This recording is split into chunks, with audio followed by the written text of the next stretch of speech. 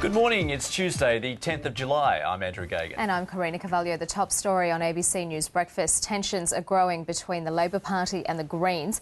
Just 2 years after the Greens signed a partnership deal with Julia Gillard, several senior ALP figures are criticising them for being a protest party.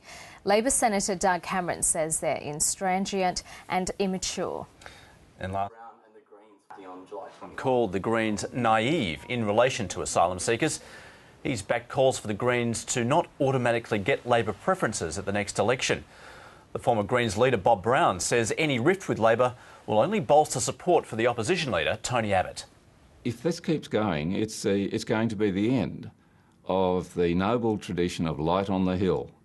That's been now taken up by the Greens. Dastyari's position, Paul House's position, is a gift to Tony Abbott. How hurting is that for Labor voters? Their only option is to come across to the Greens.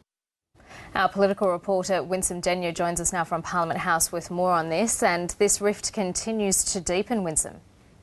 That's right, Karina. The New South Wales Labor Party Secretary Sam Dastyari kicked off this campaign publicly on the weekend, and he's now going to move a motion at the state conference this weekend to preference the Greens last at the next federal election. And we've been hearing from several different voices from the Labor ranks since then. Yesterday we heard from senior ministers like the Climate Change Minister Greg Combet speaking out against the Greens and really separating Labor from the Greens. And we've continued to hear this throughout reporting and throughout the evening. And one of the other members of the Labor Party, Victorian Labor MP Michael Danby, has added his voice. Now, a lot of these people are saying that the impasse on asylum seeker policy in Parliament, we saw the Greens side with the coalition on this and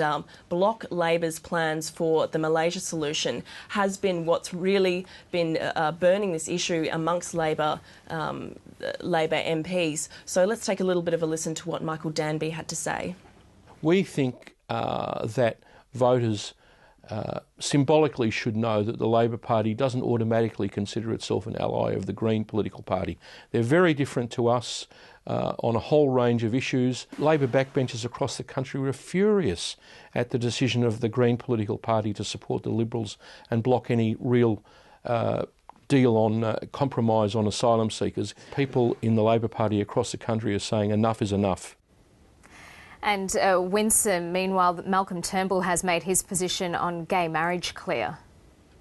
That's right, Karina. Last night on the ABC's Q&A program, the opposition member Malcolm Turnbull was questioned on his approach to gay marriage. He says he does support gay marriage, but it's not something that he would cross the floor on and therefore give up his position with the party. Let's have a listen to what he had to say last night. As a member of the shadow cabinet, if I cannot vote against the If you cross the floor, you'd have to resign. If I was to cross the floor, I'd have to resign from the shadow cabinet. Did you consider that? Well, it's something I've weighed up, yeah. And the question, I've taken the view that there is, there's a greater benefit and value for my constituents can be served by me staying within the shadow cabinet rather than resigning and crossing the floor on every issue or any issue which I disagree from the collective on. But that's something that, shadow cabinet ministers, and indeed as Chris would know, as cabinet ministers, and I've been a cabinet minister too, this is something you have to live with. You've got to form that judgment. That's the opposition's communications spokesman Malcolm Turnbull saying he's not going to give up that position. Winsome Denyer in Canberra. We'll speak to you a bit later on.